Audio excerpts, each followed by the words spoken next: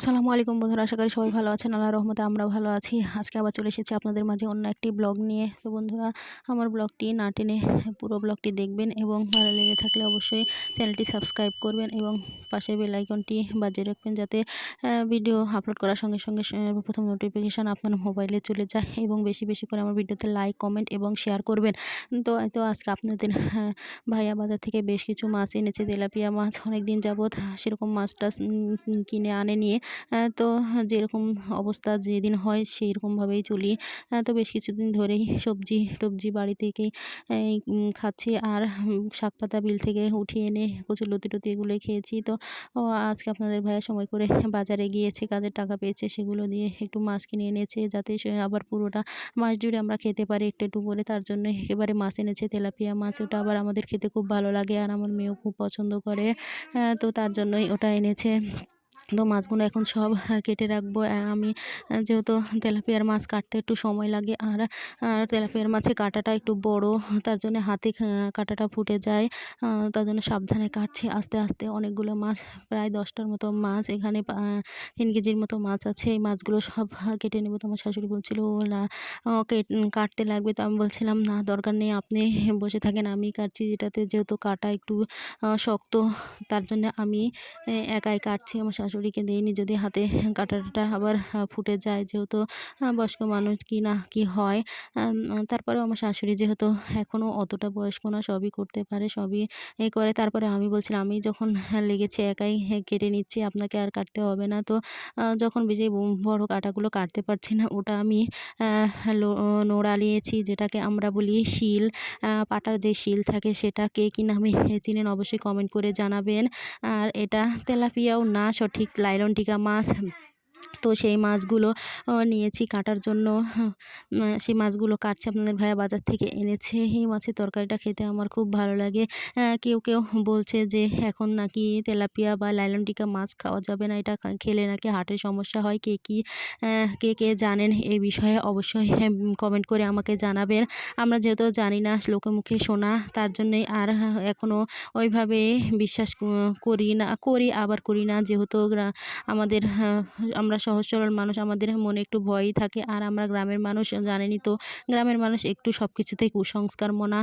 সব কিছুই মনে হয় যে ওরা সব কিছুতে একটু বেশি বেশি বোঝে। বিজ্ঞানের ভাষা ওরা বুঝতেই চায় না, ওরা যেটা বোঝে সেটাই। তো তারপরেও আমি বলছিলাম, তুমি নিয়ে এসো, আমি খাবো, যদি যা হয় হবে। তারপরেও যদি এটা সত্যি হয়ে থাকে, আপনারা কেউ যদি জেনে থাকেন, অবশ্যই আবারও বলছি কমেন্ট করে জানাবেন। তাহলে হয়তো আমাদের জানাও হয়ে যাবে যে এটা সত্যি কি না। তো মাছগুলো সব কেটে নিচ্ছি। অনেকগুলো মাছ যেহেতু, কাটতে বেশ কিছু সময় লাগবে। আর কাঁটাওয়ালা মাছ হাতে ফুটবে বলে খুব সাবধানে ও আস্তে আস্তে করে কাটছি। একটা করে মাছে মাথা, লেজ সহ প্রায় ৪টার মতো চাকা আর পেটি, যেটাকে গাদা বলে অনেকেই। তো সেটা হচ্ছিল, কোনোটাতে বেশি হচ্ছিল। একেকটা মাছ প্রায় ১ পোয়ার মতো ওজন হবে, কিছুটা কম হবে, আবার কতটা একটু বেশিও হতে পারে। এইরকম মিলিয়ে ১০টা মাছে প্রায় ৩ কেজির মতো এসেছে। মাছগুলো সব কেটে নিচ্ছি। অনেকক্ষণ হলো এনেছে, আমি অন্য কাজে ব্যস্ত ছিলাম। আর যেহেতু গরম পড়েছে প্রচুর, মাছগুলো প্রায় একটু সাদা সাদা হয়েই গেছে। তার জন্য একটু তাড়াহুড়া করেই কাটছি। তারপরেও ভয় লাগছে যদি হাত কেটে যায়। তো এইভাবে কেটে নিচ্ছি। সব বটিতে যেহেতু ধার ছিল, তার জন্য কাটতে আমার খুব একটা কষ্ট হচ্ছিল না। তারপরেও যেহেতু কাঁটা বেশি, তাই সাবধানে কাটছি। কাঁটা খুব একটা বেশি তাও না, কিন্তু বড় বড় যে কাঁটাটা আছে ওটা খুব শক্ত, কাটতে খুব সমস্যা হয়। আপনারা যারা শহরে আছেন তারা তো জানেন, আপনারা যেহেতু কাটেন না, মাছ বাজার থেকে কেটে আনেন, কিন্তু আমাদের সেই ব্যবস্থা নেই। তো মাছগুলো সব কেটে নিয়েছি। এতগুলো মাছ হয়েছে। এই মাছগুলো এখন ভালোভাবে কেটে ধুয়ে যেগুলো রেখে এখন রান্না করব সেগুলো নিয়ে নেব। আর বাকিগুলো সব ফ্রিজে তুলে রেখে দেব। ভাগ ভাগ করে তুলে রেখে দেবো। পরে যেদিন যেটা খাবো সেদিন সেটা বের করে রান্না করে খাবো। এই তো মাছগুলো এখন সব উঠিয়ে নিচ্ছি গাবলিতে তুলে নিয়ে এগুলো সব কলপাড়ে নিয়ে গিয়ে পরিষ্কার করে আবার আরেকটা ঝাঁকি নেব, যেটাকে বলে চালুন। সেটাতে নিয়ে ভালো করে মাছটা পানি দিয়ে আঁকলিয়ে আঁকলিয়ে ধুয়ে নেব, যাতে মাছের কোনো রক্ত টক্ত লেগে না থাকে। তারপরে আবার লবণ দিয়ে ধুয়ে নেব। নিয়ে তারপরে ভাগ, ভাগ করে রেখে দেব। আবার যেদিন বের করব সেদিন ভালোভাবে লবণ হলুদ মাখিয়ে ধুয়ে নিয়ে রান্না করব। এই তো সব মাছগুলো কেটে নিয়েছি। এখন ধুয়ে নিব, নিয়ে রান্না করতে চলে যাব। তো রান্না করার আগে আজকে আমার মেয়ে খুব বায়না করেছে। ওর আব্বু যেহেতু বাজার থেকে পাঁপড় কিনে এনেছে, তো সেগুলো ও ভেজে দিতে হবে। সকাল থেকেই বায়না করছিল কিন্তু ভেজে দিইনি। এখন রান্না করে সব কাজকর্ম সেরে এখন এসেছি রান্না করতে। এখন ভেজে দিচ্ছি। এই যে দেখুন, এই পাঁপড়গুলো এনেছে, রেডিমেড পাঁপড় বাজারে কিনতে পাওয়া যায়। এই পাঁপড়গুলোর প্যাকেট দোকানেও কিনতে পাওয়া যায়, যেগুলো ভাজা। এগুলো এক একটা প্যাকেট ১০ টাকা করে দাম। এর মধ্যে খুব জোর ৪-৫ টা করে পাঁপড় থাকে। আর তখন আপনাদের ভাইয়া বলছিল এই ৪-৫ টা করে পাঁপড় খেয়ে কি হবে? অযথা টাকা নষ্ট করছে। আমি বাজার থেকে কিনে এনে দেবো, তোমার আম্মু ভেজে দেবে, তুমি সেটাই খেয়ে। এই তো এগুলো একটু লম্বা, লম্বা বড়, বড় কড়াইয়ে বেশ কিছু তেল দিয়েছি। দিয়ে এর মধ্যে এখন ভেজে তুলে নেব সব। এগুলো এই তো এক, এক করে দিচ্ছি আর ভেজে, ভেজে তুলে নিচ্ছি।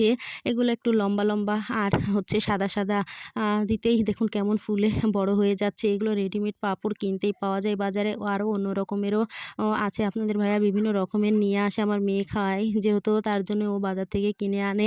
এগুলো নাকি বাড়িতেও তৈরি করা যায়, কিন্তু আমি কোনোদিনও করিনি। বাজার থেকে কিনে এনে দেয়, সেগুলোই আমি এভাবে ভেজে দিই। তো তাড়াহুড়া করে রান্না করছি, তার জন্য কিছুটা পুড়ে যাচ্ছে। আরও কিছু আছে, ওগুলো আরও সুন্দর দেখতে। মাটির চুলার জাল যেহেতু একটু চুলা তেপে গেলেই খুব জোরে গরম হয়ে যায় কড়াই তেল। তার জন্য জালটা একটু তুলে রাখলাম যাতে ঠান্ডা হয়, তারপরে দিলে আর পুড়ে না যায়।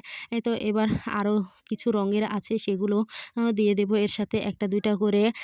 রঙিনগুলো দেখতে আরও খুব সুন্দর লাগে, ওগুলো খেতেও ভালো লাগে। তো এগুলো এখন সব ভেজে তুলে নিয়ে এবার এর মধ্যে দিয়ে দেবো বিট লবণ আর একটু সামান্য ঝালের গুঁড়া, যেটা মরিচের গুঁড়া বলি আমরা। তো সেটা দিয়ে দিলে খেতে খুব ভালো লাগে। বাজার থেকে যেগুলো প্যাকেটগুলো কিনে আনে আমার মেয়ে, কিনে খায় দোকান থেকে কিংবা বাজার থেকে, ওগুলোতে খুব বেশি পরিমাণে ঝাল দেওয়া থাকে, ও খেতে পারে না, ওর খুব কষ্ট হয়। তার জন্যই আমি বাড়িতে ভেজে দিই, অল্প একটু মরিচের গুঁড়া দিয়ে বিট লবণ দিয়ে মাখিয়ে দিই। কোনোদিন তো শুধুই বিট লবণ দিয়ে মাখিয়ে দিই। এই যে দেখুন, এগুলো হচ্ছে একটু ছোটো সাইজ কিন্তু রঙিন। এগুলো দেখতে আরও বেশি সুন্দর লাগে। দেখুন কত সুন্দর কালারফুল হয়েছে, কোনোটা লাল, সবুজ, সাদা, হলুদ, কত রঙের। এগুলো আরও বেশি সুন্দর লাগে দেখতে আমার। ভাজতেও খুব আনন্দ লাগে, মজা লাগে। দিতেই ফুলে উঠে একেবারে বড় হয়ে টোপা, টোপা হয়ে যায়। ৪-৫ টা দিয়ে দিচ্ছি আর কতগুলো করে হয়ে যাচ্ছে। যে লম্বাগুলো এর সাথেও দিয়ে দিচ্ছি। আবার ছোটোগুলোও দিচ্ছি। ছোটোগুলো একটু তাড়াতাড়ি হয়ে যাচ্ছে আর লম্বাগুলো একটু দেরি লাগছে, যেহেতু এগুলো একটু বড়।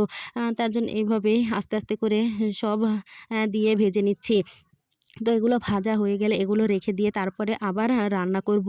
আজকে মাছগুলো কেটেছি, সেই মাছগুলো রান্না করব।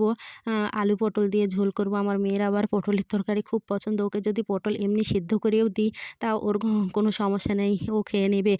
তার জন্য পটলটা পছন্দ করে। মাছ দিয়ে আজকে পটলটাই রান্না করব। আলু, মাছ আর পটল দিয়েই রান্না করব শুধু, যাতে আমার মেয়ের বেঁচে খেতে কোনো সমস্যা না হয়। আপনাদের ভাইয়া আবার পটল খুব একটা পছন্দ করে না। আমারও তেমন একটা না হলেও চলে, না হলেও চলে। অ্যাম এ তো এগুলো আরও বেশি কালারফুল, এগুলোও ভেজে নিচ্ছি। গোলাপি কালারেরগুলো দেখতে আরও বেশি সুন্দর লাগছিল।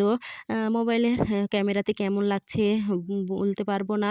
কিন্তু আসলে এগুলো একবারে গাঢ় গোলাপি কালার, দেখতে খুব ভালো লাগছিল। এই যে এগুলো সব এভাবে ভেজে, ভেজে তুলে নিয়েছি। একটু মাত্র নাড়াচাড়া করলেই সব ফুলে কত বড় হয়ে যাচ্ছে দেখুন। এভাবেই সবগুলো এখন ভেজে তুলে নেব। এখন কত আধুনিক যুগ এসেছে। এখন যেকোনো জিনিস চাইলেই হাতের মুঠোয় পাওয়া যায়।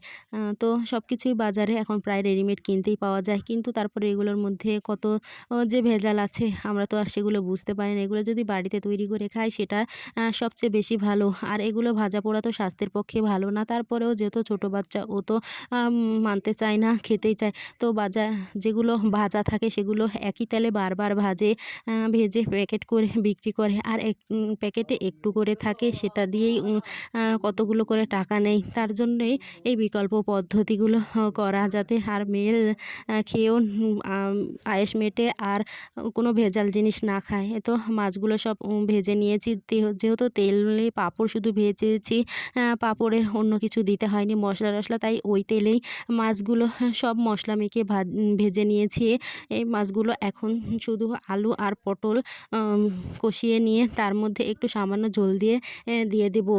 তো বন্ধুরা, আবারও বলছি, আমার ভিডিও যদি আপনাদের ভালো লেগে থাকে তাহলে আমার ভিডিওতে বেশি বেশি করে লাইক, কমেন্ট এবং শেয়ার করবেন, আর আমার চ্যানেলটি সাবস্ক্রাইব করতে ভুলবেন না।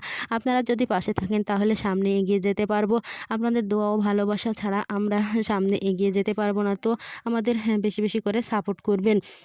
আর আমাদের জন্য দোয়া করবেন, আমার মেয়ের জন্যও দোয়া করবেন। ও যেন ভবিষ্যতে ভালো কিছু করতে পারে। আর আপনারাও ভালো থাকবেন সবাই, সুস্থ থাকবেন। এই তো আমার আলু পটলের তরকারি প্রায় হয়ে এসেছে। এবার এর মধ্যে শুধু মাছ দিয়ে নামিয়ে নেব। সব কিছু সেদ্ধ হয়ে গেছে। তো বন্ধুরা, আজকের মতো ভিডিও এখানেই শেষ করব।